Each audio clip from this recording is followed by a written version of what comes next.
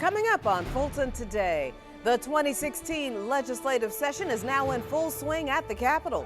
We'll tell you what's on the county's agenda. And we'll have details on what's coming down the track for MARTA this year. Fulton Today starts right now.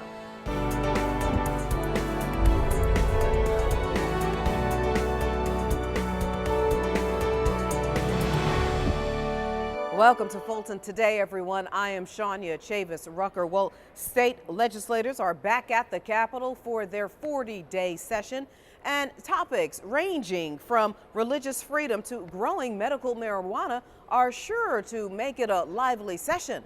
FGTV's Priscilla Ortega has more now on the county's agenda. Priscilla? Shania, there are a number of issues and reforms the county is hoping to be discussed this session.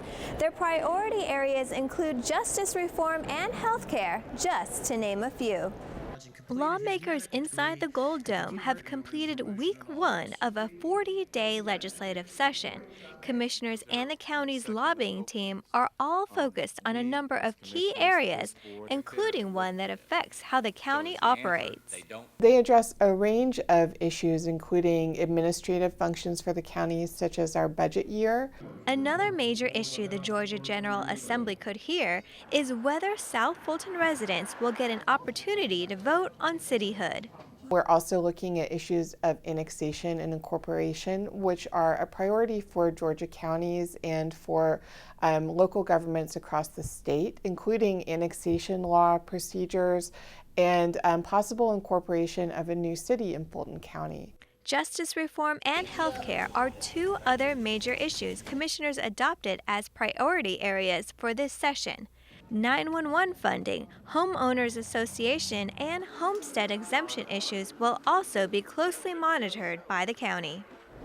During this 40-day session, FGTV will be closely monitoring any progress as it relates to the county. And of course, we will bring you those updates as they happen. Reporting for FGTV, I'm Priscilla Ortega. Meanwhile, as state lawmakers begin their work at the Capitol, Fulton commissioners convene a special meeting for mayors from throughout the county. FGTV's Daryl Carver has the story. The focus of the meeting with the mayors from Fulton County was House Bill 170, passed by the Georgia legislature last year. That bill could give voters the opportunity to vote in a referendum in November that could generate over $1 billion in revenue over the next 5 years. This will allow us to address sorely needed infrastructure needs of our county, from Alpharetta down to Palmetto and all parts in between. And these are roads and bridges and bike pathways, and as well as transit. This latest meeting discussed how the money can be apportioned to the cities for road improvement and transit. We want to increase capacity of MARTA. And so there is the potential during this 2016 legislative session of an additional half penny being provided to support MARTA. That additional money could help expand MARTA services as far as Stonecrest Mall and bus expansion to other areas like Palmetto and Union City. We're asking for the option to allow Fulton voters specifically to decide whether they want to increase the investment they've already made in MARTA and to expand MARTA and its operations. The transportation issue has met with the approval from a number of mayors from Fulton County, but not all of them. They do all agree, however, that the best way to solve this issue is to communicate collectively, as they have been doing now for months. Reporting for FGTV, I'm Daryl Carver. Thank you. Well, citizens give their input on proposed changes for MARTA. Riders and stakeholders were invited to give their opinion about the mass transit system this month. MARTA has proposed a number of new changes to its policies and its services. MARTA is proposing to modify 10 to 12 of its routes. 10 of those routes we will be looking to improve the on-time performance, so we're changing the timing of those routes. Also, we're proposing to eliminate certain segments that are unproductive. Current Blue Breeze cards will work for the next 18 months, but if you trade it in for a new Silver Breeze card by January 29th, then the cost for the card will be free. MARTA is funded through a 1% sales tax collected in Fulton, DeKalb, and the City of Atlanta. To get more details on MARTA's proposed changes, visit marta.com. The Coalition to Prevent Sexual Exploitation in the county holds its first meeting of the year. The Coalition of Health, Judicial, and Community Officials is drawing in more support in their campaign to end human trafficking in Fulton County. So this is our third meeting for the Commercial Sexual Exploitation Prevention Coalition. What we're doing today is continuing our efforts from last time of formulating our goals, objectives, and vision for the coalition, such as why are we here, such as what is our personal goal, and how does it align with the coalition goal, and ultimately help and improve the community outcomes to identify victims and to help them navigate the system, to provide them the resources they need to make them sustainable and to live with integrity, and of course with resources to be a normal human being in the society. According to the Junior League of Georgia, over 350 young girls are sexually exploited in Georgia every month, a statistic volunteers would like to help eliminate. I'm here to learn more about the human sex trafficking problem that we have in Fulton County and the state of Georgia, but also learning more to be an advocate for, but also being able to come up with solutions and learn about those solutions and take those solutions back to my community. The coalition includes members from nonprofit organizations, law enforcement agencies, and health departments. We will follow their progress throughout the year. Young men learn the importance of being good fathers. These are the latest graduates of the county's Teen Dad program. It takes a family to help with the young father to be successful with parenting. The Teen Dads program emerged out of the Office of Aging and Youth Call to Manhood initiative that was designed to help young fathers give their children the emotional and financial tools they need. The creator of the program, former Commissioner William Bill Edwards, was invited to the graduation to applaud each father for finishing the program. This class has taught me that there is somebody out there that cares and wants you to succeed in life, especially they want you to do something for your child. So a man should be able to manage anything that's necessary, M-A-N, that's what it taught me. Well said, young man, and congratulations. Now, to get more information on the county's youth programs, you can contact the Aging and Youth Department. And when we come back, the Fulton County response about the future of Turner Field. It's in our district by district coverage next.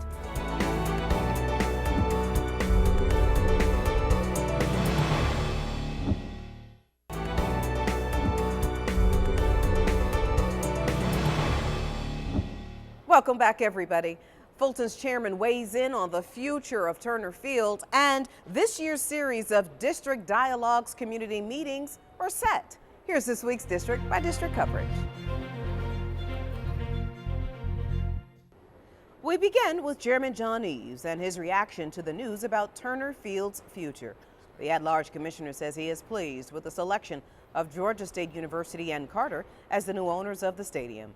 The Atlanta Fulton Recreation Authority, the agency that oversees Turner Field, made the announcement just before the new year. Commissioner Bob Ellis and Marvin Arrington are both members of the authority's board. The chairman was pleased that the concerns of the residents were heard in the process.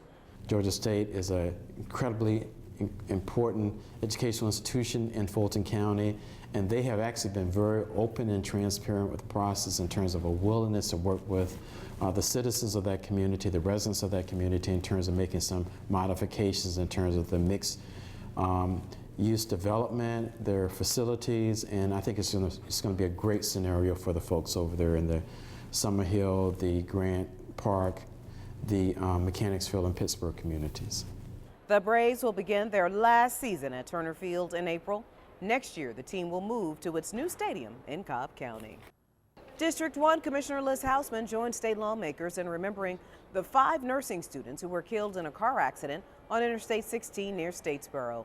The vice chair joined the ceremony at the state capitol for the Georgia Southern University students, one of whom lived in North Fulton. To the families of the 5 that we honored here today, thank you for your presence. I know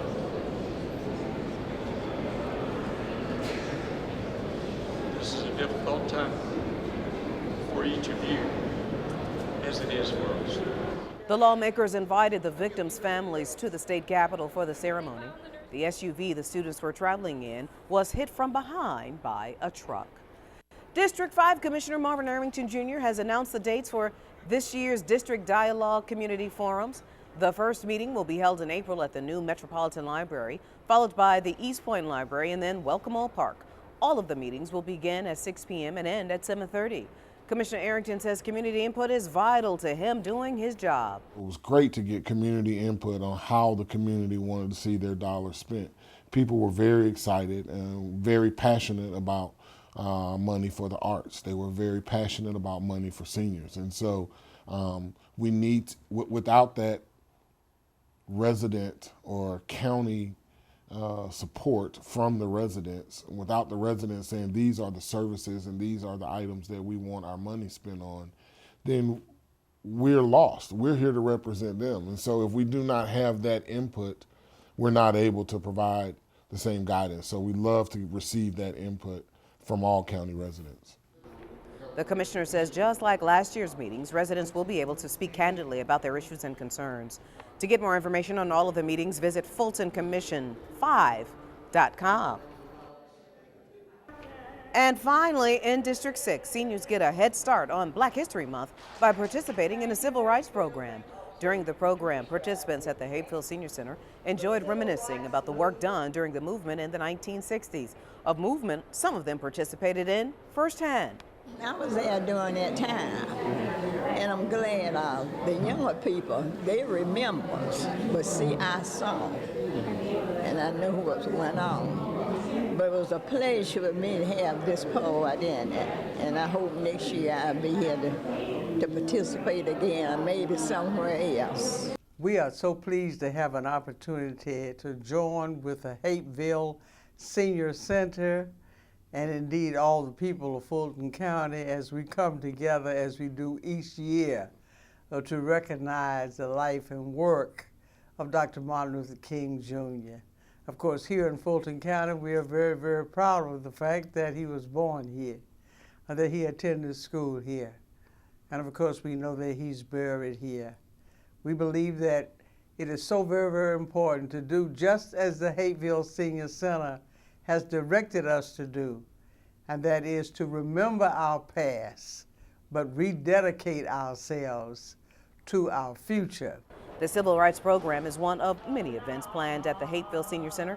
You can contact the center directly to get involved. The number, 404-762-3660. And when we come back and look at what county seniors are doing to stay healthy and fit this new year. Stay with us.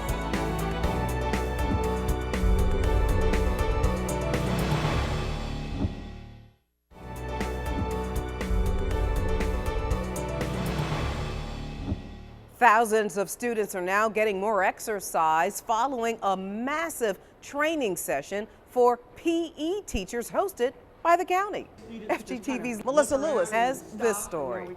Good. Favorite physical activity? Running. Gathered in a gym, hundreds of physical education teachers became the students as they were taught new ways to keep kids active.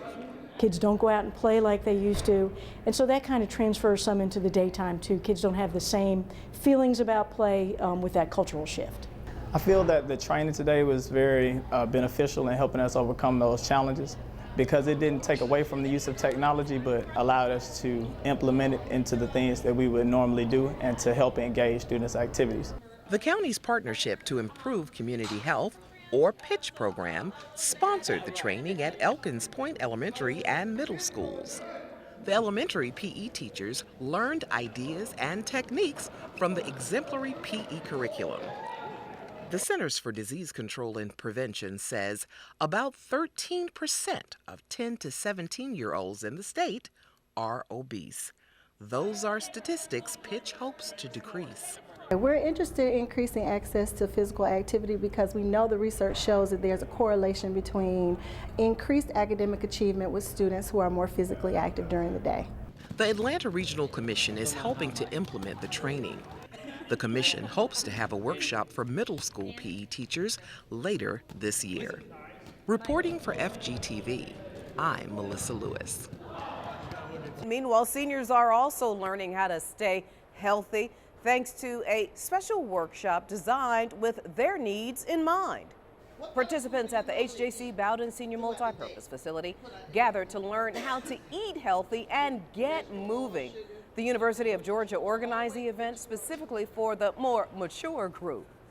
It is very important because with diabetes on the rise and high blood pressure is on the rise, it is very important that we teach how to cut out sugar and take the salt out of our diets so that we can live longer, healthier lives.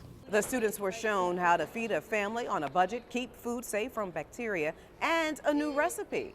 The Centers for Disease Control and Prevention estimates 36% of male seniors between 65 and 75 years old are obese, and 44% of women in that age range are obese as well. Meanwhile, basic swim lessons are being offered at the Dorothy C. Benson Senior Multipurpose Facility. The 6-week course will teach seniors how to get comfortable in the water and help them overcome any fears. Basic swimming techniques that everyone needs to know if they get in the water: floating, breathing, kicking, and arm strokes by the end of it. Depends on how the student progresses. I love the water. I have a lot of grandchildren that know how to swim, and I don't know how to swim. So I've been procrastinating all my life to learning how to swim. I faked it a lot, stayed in water that wasn't deep enough where I can walk on the bottom. So I am ready to learn and committed to learning how to swim this year. According to BetterHealth.org, swimming is a good overall body workout because nearly all of the muscles are used. The exercise helps build endurance, muscle strength, and cardiovascular fitness. Now you can call the Benson Center at 404-613-4900 for information on the swim classes. Ready? And still to come, imagination comes alive during story time. We'll take you there when Fulton Today returns.